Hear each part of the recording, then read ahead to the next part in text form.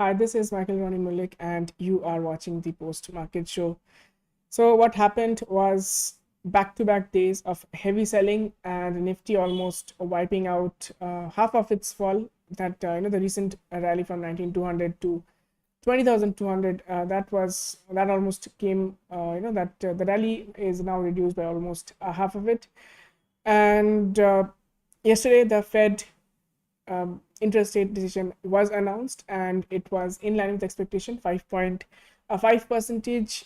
It was kept same, no changes were done. But what was important was the hawkish comments from the Fed chairman Jerome Powell, and that created some kind of he was very pessimistic about the economy going ahead. He mentioned that there will be one more rate hike just before this year ends. That will take the interest rates to 5.75 percentage. So another 25 basis point hike is on the cards. And not only that, he also said that there will be sustained periods of high interest rate going ahead into the future for next 3 or 4 years. So that definitely dampened the sentiments, and the US markets fell. They fell heavily, especially Nasdaq was affected badly, and then the global markets were down. Asian markets in the morning opened lower, our markets opened lower, and then you saw markets open. That was the high of the day, and everything kept on falling. Nifty's expiry day was today, and obviously Nifty expired at almost the lowest point of the day. Let's get into the charts and see what has happened today. So a very, very bearish day, as you can tell, that Nifty has broken multiple key levels of support. This is the 15-minute chart. A 0.8 percentage down Nifty 50 from its open, and you can see continuous 4 red candles forming. So in the first 1 hour, Nifty was down to 19,740 levels, and this is a key support of 19,731, which we had marked. So 732, 720, that 10-20 point zone is important, and market took support at that level and closed. Thankfully, it did not fall further. Back Nifty also fell, and it fell by a massive 1.68 percentage, almost 760 points down. And we did talk about the supports down below, but we did not expect markets to close below 45,075. That was surprising. So markets broke 45,075, then it broke 44,775 as well. So that was definitely a surprise, that this much fall coming in back Nifty. That was really not expected, and that has happened. So back Nifty is down significantly, as you can see. If you look at the daily charts as well, it looks like double top formation on the daily charts. And so this is the top that was created, double top, and then markets are falling like anything. So even if you look in the weekly charts, you'll see a massive red candle forming in the weekly charts. So things are not at all looking up for a back Nifty. So in just a matter of 3 days, if you look at the fall, so it has fallen almost 1,700 points. Yes, 3.7 percentage fall in back Nifty just in a matter of 3 days. So that is what happens when the markets were getting into a euphoria stage, and then the profit booking has set in. Mid caps, small caps also came under selling pressure today. Mid caps down 0.89 percentage, and small caps falling by even more, 1.11 percentage. So if this level of this low is broken tomorrow, then definitely there would be more pain ahead for both mid caps and small caps. The rally, the dream run that was continuing from March of this year, might come to an end finally if this that is Wednesday, 13th of September's low is broken. So crucial levels ahead for both small caps and mid caps. Let's see what happens over there. Sector wise, only one sector ended slightly in the green, that to just by 0.03 percentage. That was Nifty Media. Rest all sectors falling heavily, and as you know, it was again the banking and financial stocks falling like a pack of cards. PSU banks down by 2.28 percentage. This is again a massive fall, and private banks also falling 1.53 percentage down. Nifty Financial Services, or Fin Nifty, also fell by 1.44 percentage. Auto fell by 1.69 percentage. reality fell by 1.2%. So it was all red everywhere, and pharmaceutical index fell by almost close to 1%. Rest all fell between 0 and 1%. So not getting into discussion of those index movers. As you can see, it was today ICICI Bank's turn to become the most the top dragger in Nifty 50, and HDFC Bank is not far ahead, just the second highest top dragger. So ICICI Bank fell by 2.8%, and HDFC Bank fell by 0.66% after 4% fall yesterday. Reliance also joining on the negative side. So it was all around selling. We do have some support from Infosys taking up the markets by just 9 points, but some stocks were there like Bharti Airtel, Asian Paints, L&T, but these are not these don't have much weightage. That is why we see the markets falling by so much, and these stocks, even if they're moving up, they do not contribute almost anything towards the the stopping of that fall. It was ICICI Bank who dragged the Bank Nifty down by 306 points alone, then State Bank by almost 94 points. So you can see this is the situation. FIIs continue to sell, then they have sold heavily today once again, and the selling figure is 3,007 crores. So that is a massive selling. DII is buying in the market, but it is not at all enough. Around 1158 crores of buying from DIIs, but the sell figures by foreign institutional investors is absolutely massive.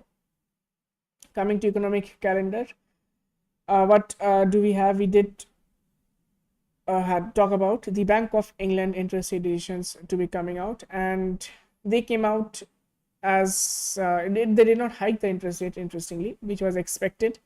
So they kept the interest rate same as 5.25%. That is interesting. And let's see how the UK markets have reacted to that. We will look into that. What else is there? There's nothing much. No, there's nothing else. Tomorrow, what's there? Tomorrow we have the inflation rate coming from Japan, and the Bank of Japan interest rate decision is also coming out tomorrow, and German manufacturing PMI data. So yeah, nothing much is expected tomorrow. That's all. Let's look into the US markets and see if things have stabilized over there or it continues to fall. Okay, this is not looking good. US markets, S&P 500 opened with a gap down, continues to fall, and you can see this is a crucial support, and it is very, very close to that. If this is broken, you can expect further down move in US market. So S&P 500 down by 1% right now, gap down, and keeps on falling. Dow Jones down by 0.57%, Nasdaq falling the most by 1.16%. So things are looking pretty bearish in US market right now. So no hope of recovery tomorrow for our markets. Talking about US markets, have UK markets, they have fallen, but they have fallen much less, probably because the Bank of England did not raise the interest rates. So that is why it's down 0.38%, but its contemporaries, the other stocks, French markets fallen by 1.6%. German markets have fallen by 1.33%. Asian markets, no need to say, everything is down severely. All of them are above 1%, and it is South Korean markets leading the fall by 1.75% down. Chinese market 1.4% down. Japanese and Hong Kong markets both down by close to 1.3%. Even Australian markets are falling like crazy. You can see 1.9% fall in the AU 200 index. So things are pretty bad globally. Everywhere it's red and red. Let's look into the US 10-year bond yield. It is shooting up. This is not a good sign, and US VIX is up 8.3%. So we were expecting US VIX. It was pretty decent yesterday, but then you can see the US VIX today up by 8.59%. Interestingly, India VIX has not reacted at all.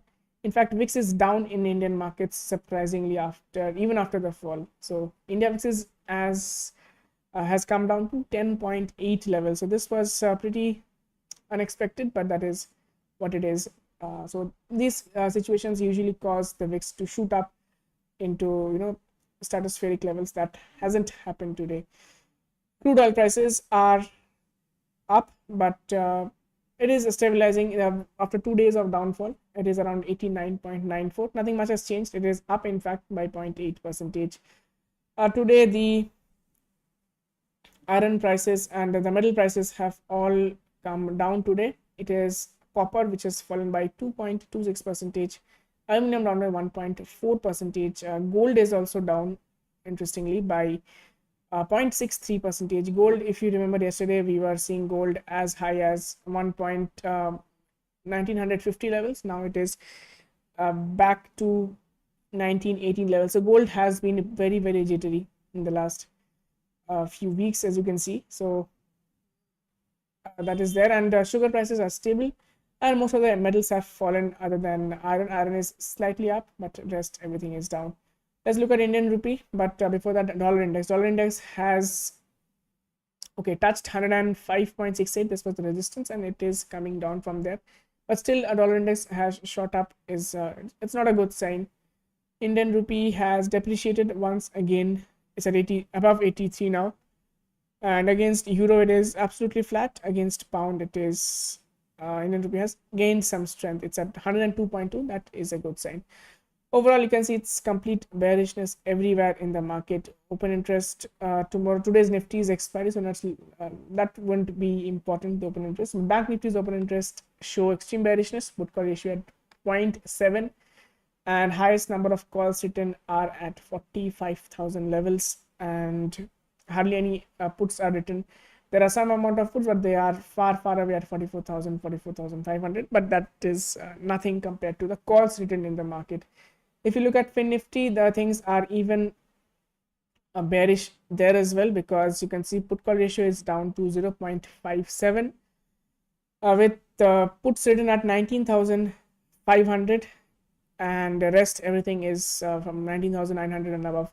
Calls have been written aggressively in Fin Nifty. So tomorrow is Sensex expiry, but looking at the levels, what to expect. So there is nothing much to expect from the market from these levels. Now, after the 2 days of fall, what you can expect is a sharp recovery. But will it come tomorrow, or will it come on next week? That is the big question now, because markets don't fall continuously like this. There are sharp recoveries, and then it falls further from there. So right now it is a sell on rise market. So every every up move, every pullback is going to create a selling opportunity. So be clear about that. There is no need to create bullish or buying positions from these levels until and unless we get some consolidation, get some pattern formation. So until and unless that is happening, every rise is a selling opportunity. And so far, there hasn't been any rise in the last couple of days. So expect some sharp pullbacks, maybe tomorrow, second half, or maybe next week, Monday, Tuesday. So those will be sold into very likely, the way markets are moving. Gift Nifty is already indicating 19,697. It has broken 19,700, looking extremely bearish as well. Tomorrow, possibly again gap down opening, and from there. So talking about supports, the major support to look out is this is not a major support. 19,675 is there, but it is intermediate. I won't take it as an important support. Next support lies at 19,566. And next 19,523 to 19,500. If that is broken, expect more and more bearishness coming in Nifty. And talking about resistances, upside 19,730 will act as a resistance tomorrow. 19,818, 19,870. These are the resistance to watch out for. But these are not levels to sell, because you will be stuck in a pullback. So be very cautious if you are shorting from these levels. And talking about Bank Nifty, it has already become bearish. We had talked about this. Once we see a closing below 45,075, we are going to be bearish in Bank Nifty. That has happened today. And in fact, we saw multiple supports being broken at Bank Nifty. So talking about levels, 44,500 and then 44,150. And the last level of support in Bank Nifty is this level, 43,740. If this is broken, you can see all hell will break loose, but it's not likely that the markets will go to that level and break it so fast. So there are support at 44,500, 44,151. So expecting 44,151 to act as a good buffer, maybe at the end of the day, markets can recover from those levels. So these are the levels to watch out for. Upside, you know the levels: 44,770, 45,075, 45,380. But resistances are not going to be broken, I believe, in tomorrow's market. Things are looking pretty bearish right now, and the levels we have talked about, and also we talked about what to expect is a massive pullback that can happen anytime, and those will be taken as fresh selling opportunities. Do not sell a falling market like this, because it doesn't give a good entry. So always wait for pullbacks, and obviously pullbacks will come, and we will witness them when they come. So those will be better to sell instead of selling at when the markets are already falling. So that is the view for tomorrow. Let's say if there is a pullback, because 2 days of fall, and tomorrow the weekly candle will also close. Let's see how big the weekly candle will be, and how much of the gains will it wipe out. So that is all from my side. Thank you for watching, and have a very good night.